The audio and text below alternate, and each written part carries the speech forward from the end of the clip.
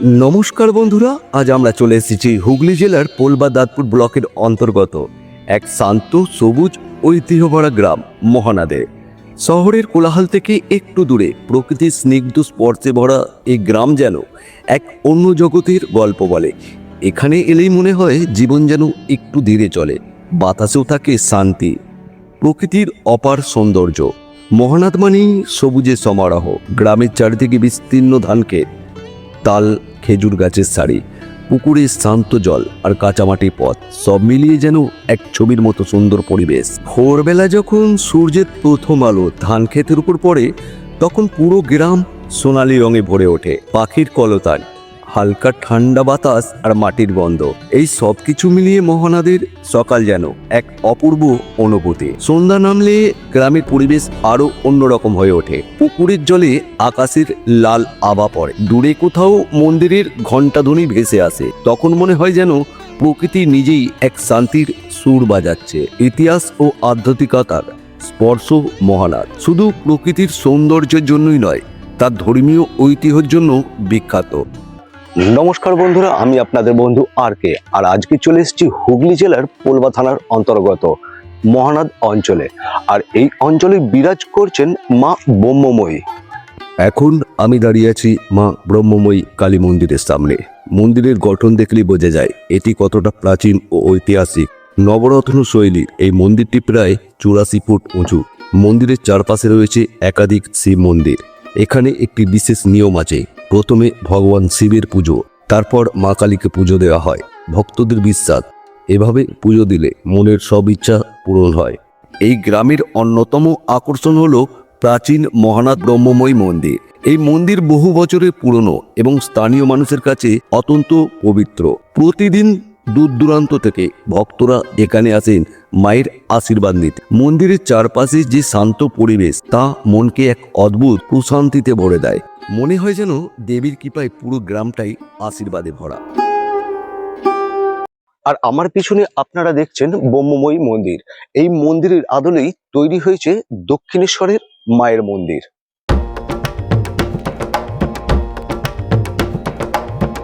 কিভাবে আসবেন, ট্রেনের পুরো পথ, মন্দির কখন খোলা থাকে, কিভাবে পুজো দেবেন, এবং এই মন্দিরের প্রায় 200 বছরের ইতিহাস।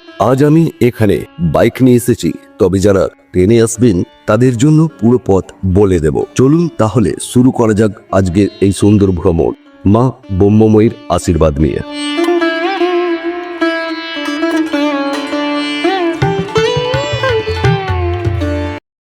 এছাড়াও রয়েছে এই মন্দিরের বহু ইতিহাস, বহু কাহিনী।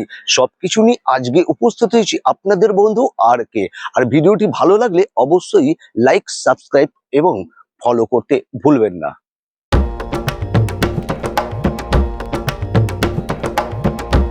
এই মন্দিরটি প্রতিষ্ঠা করেন জমিদার কৃষ্ণচন্দ্র নিয়োগী। 1830 সালের দিকে তিনি এই মন্দির নির্মাণ করেন। তিনি ছিলেন অত্যন্ত ধর্মপ্রাণ ব্যক্তি। দুর্গাপূজা, লক্ষ্মী পূজা সবই তার বাড়িতে হতো, কিন্তু সারা বছর যেন মা দেবীর পূজা করা যায়, সেই উদ্দেশ্যে তিনি স্থায়ীভাবে এই কালী মন্দির প্রতিষ্ঠা করেন। তারপর থেকে এখানে প্রতিদিন মা ব্রহ্মময়ীর পূজা হয়ে আসছে।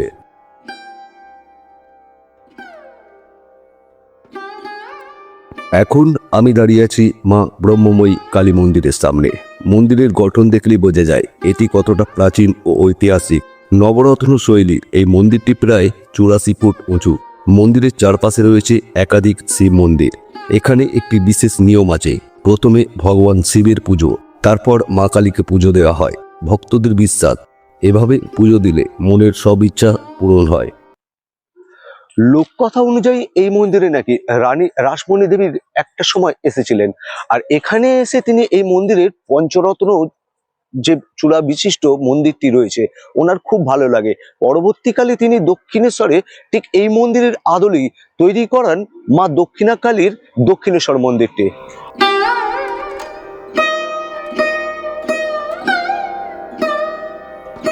এই মন্দিরের সঙ্গে জড়িয়ে আছে বাংলার আর এক ঐতিহাসিক নাম, রানী রাসমণি।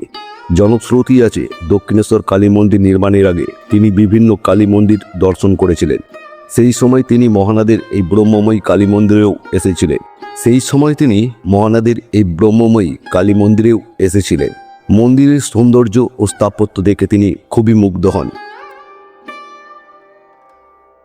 অনেকেই বলেন এই মন্দিরের অনুপ্রেরণা থেকেই পরে তৈরি হয় বিখ্যাত দক্ষিণেশ্বর কালী মন্দির।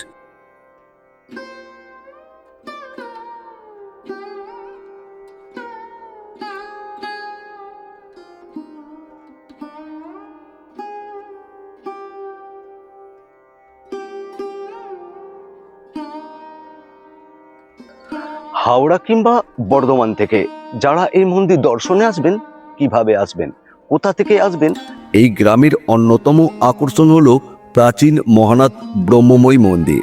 এই মন্দির বহু বছরের পুরনো এবং স্থানীয় মানুষের কাছে অত্যন্ত পবিত্র। প্রতিদিন দূর দূরান্ত থেকে ভক্তরা এখানে আসেন মায়ের আশীর্বাদ নিতে।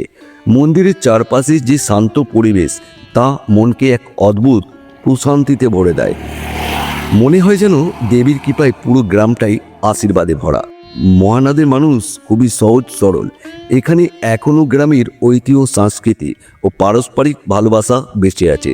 সকালে মাঠে কৃষকের কাজ, দুপুরে পুকুর পাড়ে মানুষের গল্প, আর সন্ধ্যায় মন্দিরে প্রার্থনা। এই নিয়ে এখানে দিনের ছন্দ। শহরের ব্যস্ত জীবনের মাঝে যে শান্তি আমরা হারিয়ে ফেলি, সেই শান্তির স্পর্শ মহানাদে এলে সহজেই অনুভব করা যায়। হুগলি জেলার এই ছোট্ট গ্রাম মহানাদ যেন প্রকৃতির কোলে লুকিয়ে থাকা এক অমূল্য রত্ন। সবুজ মাঠ, শান্ত পরিবেশ, প্রাচীন মন্দির আর মানুষের আন্তরিকতা, সব মিলিয়ে এই গ্রাম বাংলার গ্রাম্য সৌন্দর্যের এক অপূর্ব উদাহরণ। যদি কখনো শহরের কোলাহল থেকে একটু দূরে শান্তির খোঁজ করতে চান, তাহলে একবার অবশ্যই ঘুরে আসুন এই মহানাদে। দেখবেন প্রকৃতি আর ইতিহাস মিলিয়ে এই গ্রাম আপনার মন ভরিয়ে দেবে এক অনন্য অনুভূতিতে।